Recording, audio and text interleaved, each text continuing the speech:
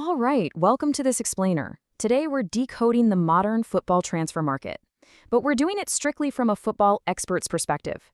We are looking way past all those noisy tabloid rumors to figure out exactly why multi-million-dollar deals actually happen or, why they suddenly just collapse out of nowhere. We're going to get right to the core of how the football business really operates when the doors are closed. To kick things off, former Premier League club owner and football expert Simon Jordan hits the nail on the head here. He points out a pretty harsh reality. He says, to truly understand football transfers, we have to acknowledge that the two biggest commodities in this entire industry are, well, gossip and money. You gotta keep that cynical truth in the back of your mind because it literally colors absolutely everything we're about to dive into today. So here is our agenda for today. 1. Managerial transfer drama. 2. The data analytics trend. And 3. The truth about player transfers. Let's jump right in. Section 1. Managerial transfer drama. Okay, let's look at the highly political side of things with Craig Bellamy's recent flirtation with the Burnley job. So, step 1, Bellamy is heavily courting Burnley. Seems like an incredibly attractive proposition, right? Step 2, he reportedly demands his specific backroom staff. Specifically, he wants Andrew Cross from Brighton. But then, step 3, when that assistant decides to stay put, the entire deal magically collapses, and Bellamy is suddenly totally recommitted to Wales. Now, you might be wondering, did Burnley really pull the plug over staff demands? PR versus reality here. The official PR spin wants us to believe the deal died just because he couldn't get his assistants. But experts, yeah, they aren't buying it. Think about it. A manager with Bellamy's immense self-confidence wouldn't let a huge job fall through over assistants he didn't even have under contract yet. Actually, scratch that. It's more like, if you really want the gig, you just find another coaching staff and press on. So the expert consensus is that there's absolutely some PR cover-up going on here to save face for everyone involved. Moving on to Section 2, the data analytics trend. Leaving the gossip behind for a second, let's talk about how advanced data analytics is completely reshaping managerial appointments. Take Hearts over in Scotland. They just appointed Belgian coach Wouter Franken. And then look at Brighton, who brought in the relatively unknown Fabian Hurtzler. How on earth are a Scottish club and a Premier League team connected? Well, it's Tony Bloom's highly secretive, incredibly effective data model. Brighton's owner literally partnered with Hearts to help them appoint Franken, using that exact same algorithm. It's a real game changer. So what's the big takeaway here? Well, Belgian coaches are incredibly in vogue right now, and that's heavily driven by the success of data models, like the one St. Truden used. We see it domestically too, right? Look at Sunderland. They made an analytics-led appointment with a relatively unknown coach, and it took them out of League One and right up the football pyramid.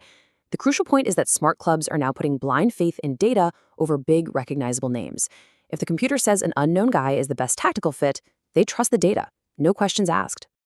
And finally, Section 3, the truth about player transfers.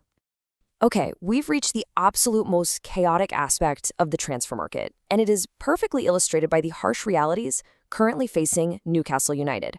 Despite their recent successes, Newcastle is suddenly facing this massive exodus crisis. Without the huge revenue of European football, their most vital players are heavily linked to major exits. We're talking Sandro Tonali to Spurs, Bruno Guimaraes fielding links to Arsenal, not to mention Anthony Gordon and Tino Livermano. I mean, it kind of feels like a genuine last one out, turn off the light scenario over at St. James's Park right now. Naturally, the PR machine goes into total overdrive. Manager Eddie Howe fiercely defended his captain, saying, "To say our captain's in discussions with another club, I think it's totally disrespectful to Bruno." Howe claimed he's fully committed and brushed all those rumors off as unwanted, completely disrespectful nonsense. But hey, remember what we talked about at the very beginning of this explainer? When you strip away that PR defense, the expert reality of modern football is built on this exact type of supposed disrespect. The cynical truth of the transfer market is simple. Everyone is for sale. Literally every single club and every single player has a price. It honestly doesn't matter if they're the captain or how committed they say they are in the press conferences. Money moves the needle, period. Now, this precarious situation raises a fascinating question about Newcastle's incredibly wealthy Saudi owners. Are they just hiding behind PSR, profit and sustainability rules, which strictly limit how much owners can inject into a club?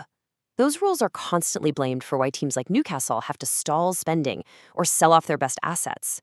But experts are questioning this. Have these owners genuinely reached their financial limits? Or are they just conveniently using PSR as an excuse to pause their investments without facing the wrath of the fans? When you have virtually unlimited wealth, hiding behind financial fair play rules is a pretty convenient shield, right?